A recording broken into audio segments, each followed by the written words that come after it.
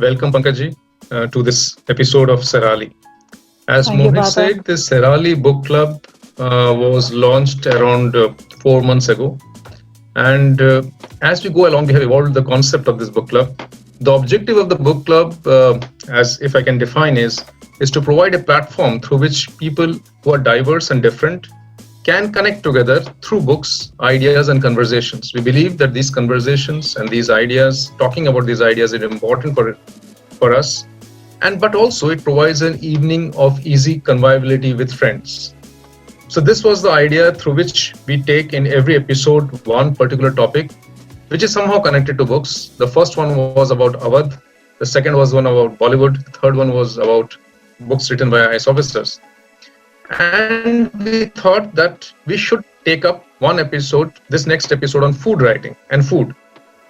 Firstly, because food connects us all, and all Indians get excited about food. And secondly, also because in my lifetime and in your lifetime, we have seen how food writing has developed in India. Yes, it has. Around 30 years ago, hardly there was any food writing in India. There was hardly any food TV shows or TV reality shows, and hardly were we connected to the global cuisine scene. Today, we are connected to the global cuisine scene like nobody's business. And so much of food writing is taking place. So we thought that let us do an episode with somebody who is both a great chef and also a renowned author. So we thought of Pankaj, who I have had the privilege of knowing for the last decade or so. And I welcome Pankaj to this episode. We here talk about food and books both. And you are both a chef and an author. I have read your last book, The Secret in the Spice. This is about where you tell how, correct me if I'm wrong, how the different proportion of the Indian spices and the different preparation of the Indian spices can create magic in the different Indian dishes. Yes. I went through around 50 recipes. You have around 50 recipes in that book. Yes. And I also found that you have done justice to different regions, and not only to different regions of India, you have also taken certain recipes and dishes from outside India. Yeah. Two particular spice mix that I want you to talk about. One is the typically Lucknow spice mix. That's the secret spice mix that you've talked about. Of course. Particular Lucknow spice that you're talking about, and 𝗪𝗪𝗇𝗵𝗱. This is the book audience we are talking about, The Secret in the Spice Mix. I think this is Pankaj Bhadouria's latest book, if I'm not wrong. And yes, as she was talking about this Lucknow speciality, she has, of course, a Lucknow connection, but she also has a Bengali connection. So she also talks about the 𝗪𝗪𝗀 thing in this, which she has spoken about 𝗪𝗪𝗀 in this. So I would like Pankaj to elucidate these two spices, one the Lucknow one and the other one the Bengali one. The Bong one. All right. So actually I'm half Bengali. My mother was Bengali, and that is how this love for this unique and extremely flavorful cuisine, developed in me. My dad being a Punjabi, both the cuisines were very different from each other. One, a very robust, and strongly flavored cuisine, the Punjabi cuisine, and the other sweet, mild, but highly flavorful Bengali cuisine. And I would often see my nani, whom we used to call Gamma, short for grandmother, right? So she would be using 𝗪𝗪𝗀 in almost everything.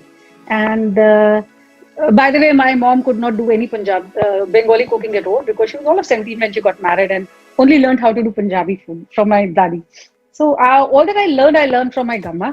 And this, what I loved about the mix was the combinations of different flavors. So you had the cumin there, which was very earthy in flavor, right?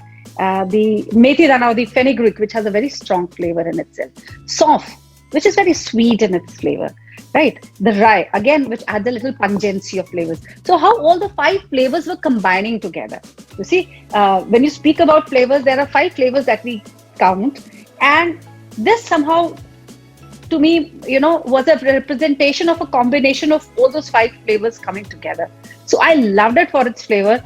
I still do a, aloo chechki at home with just the 𝗕𝘀 and a little lal mirch, which I love. Nobody else, kya hai isme? But I enjoy the flavor, so I love it. So 𝗕𝘀 has a very, very, a deep connection to my heart, and it had to find a place in the book, of course. And because I believe it so beautifully is a part of the Bengali cuisine, it had to find a way there. The next spice that we talked about, the 𝗪𝗏𝗻. Now, 𝗪𝗏𝗻 is something that I discovered when I came to Lucknow. I am basically born and brought up in Delhi, but I've been here in Lucknow for the past 27 years now. So I think I'm more of a Lucknowite now. So when I came to Lucknow, I was intrigued by the delicacy of, the flavors here. There is something very subtle about, something very beautiful about, silky smooth about the flavors of Lucknow food, which was very different from the Delhi food that I grew up with. So trying to discover what is it that makes it so unique, what is it that makes it so special, I got to hear of the spice mix which was called 𝗪𝗏𝗻. And when I wanted to find it, I couldn't find it in the local market. And somebody told me कि अरे वो तो या तो चौक में आपको मिलेगा या फिर माता बदल पे देख लीजिए. And that is how I discovered what this shop called Mata Badal Pansari is, where you can find just about anything, And so I discovered this spice, and when I tasted it, when I used it, it had beautiful flavors. And I tried to recreate that home, but of course failed miserably at first. And that is when I started researching about this spice. And I found a few recipes on the net. Of course, nobody here in the city was ready to share it with me. But I found a few recipes on the net, tried recreating them, and then tried experimenting with those recipes. And that is how I came to a recipe that somehow seemed very close to, what the 𝗪𝗏𝗻 that I had tasted actually, felt like. And you'd be surprised, Partha, when I go to Mumbai, I carry a lot of 𝗪𝗏𝗻 with me, for people who ask me to get it from there. There are some Lucknow connections there, some who asked me for कि भाई आपके लखनऊ के खाने में वो क्या पड़ता है जो आपको इतना डिफरेंट कर देता है. तो I have told them, अच्छा मैं आपको एक मसाला ला के दूंगी. So that masala has now become a part of their pantry as well, and I need to carry it with me whenever I go. So that is how 𝗪𝗏𝗻 also found a way, and in that particular book, because I was trying to get in the book not only the very common spices, ये सब तो ठीक है, सब्जी मसाला वसाला ये सब से नहीं. What is so unique about India is how we are using the same spices, but the proportions in which we mix them together, the blends that we create are so different from each other.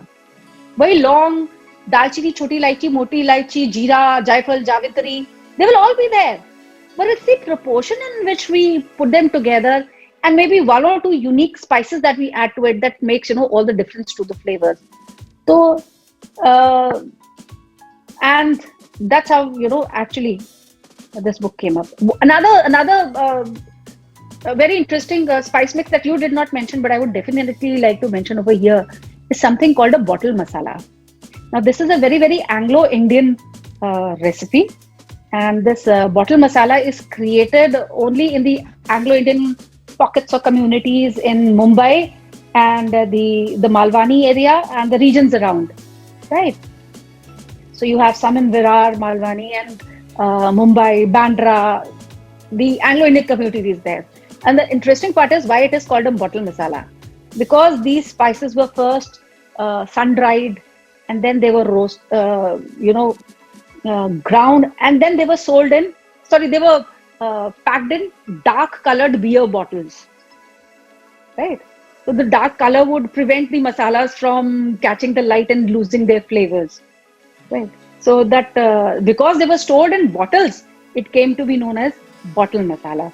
And again, these are secret family recipes which are not shared by anybody.